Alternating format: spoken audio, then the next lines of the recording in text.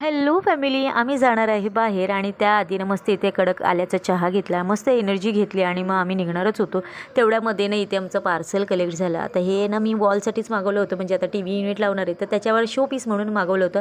पण त्याची पॅकिंग इतकी सुंदर करून आली होती ना, खरंच मला खूप आवडलं. आणि त्यानंतर ना थोड्या वेळाने हा वॉलपेपर लावणारा मुलगाही आला होता आणि तो आपलं मस्त भिंत क्लीन करत होता. तर ह्याची जबाबदारी मम्मीकडे देऊन आम्ही निघालो होतो प्ले सेंटरला.